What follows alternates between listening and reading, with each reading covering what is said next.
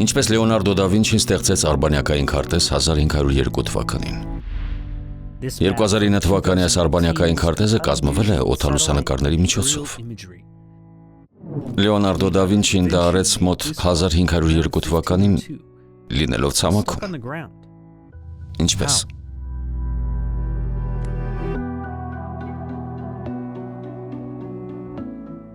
Երբ տխրահռչակ իտալացի քաղաքական գործիչ Չեզարե Բորջան Լեոնարդո դա Վինչիին այս դիմանկարը նկարած տղային բերեց Իմոլա,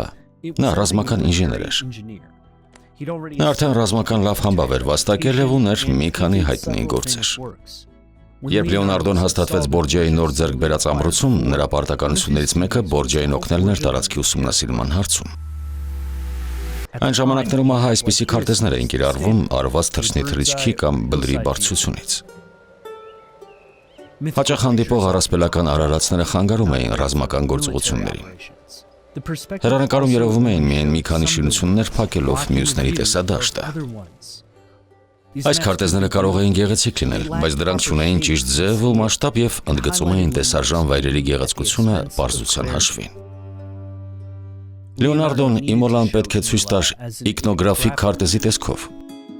Գաղափար, որը առաջ էր քաշել և նկարագրել Վիտրուվիուսը, հռոմեացի ինժեները, որը ոգեշնչել էր նրան։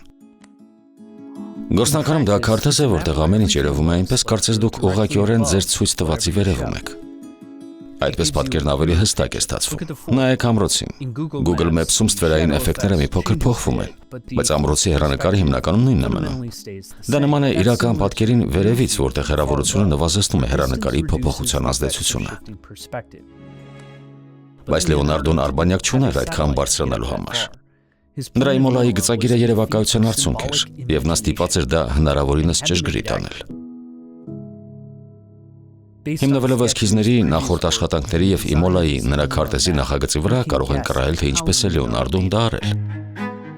Նա հավանաբար օգտագործել է սկավառակի մի տեսակ, որը կարող էր չափել աստիճանները և ուներ փոքրիկ ցուցիչ փողոցների անկյունները կայուն կետի, սովորաբար հյուսիսի նկատմամբ նշելու համար։ Նա հավանաբար կողմնացույց է օգտագործել քաղաքի շրջակա պարիսպների դիրքը գրանցելու համար։ Նա դա անում էր անընդհատ, ինչ օգնել է նրան ճշգրիտ փոխադրելու պատերը թղթի վրա։ Ուշադրություն դարձրեք, որ քարտեզի վրա դրանք շրջանաձև տեսք ունեն։ Մասշտաբ սահմանելու համար Լեոնարդոն նաև պետք է չափեր բոլոր անկյունների միջև եղած հեռավորությունը։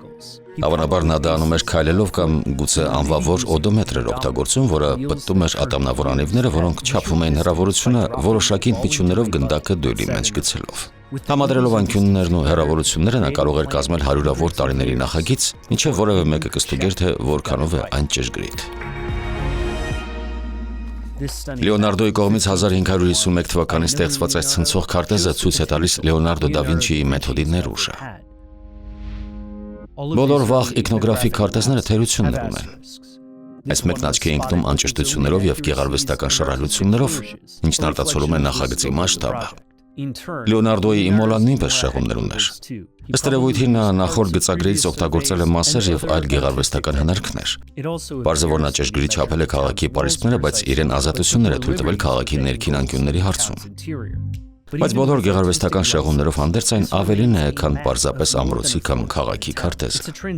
Այն առասպելի և ընկալման աշխարհագրությունից անցում է դեպի պարզ տեղեկատվություն։ Սա Իմոլայի քարտեզն է, վաղ 1500-ականներին։ Սա նաև ապագայի քարտեզն էր։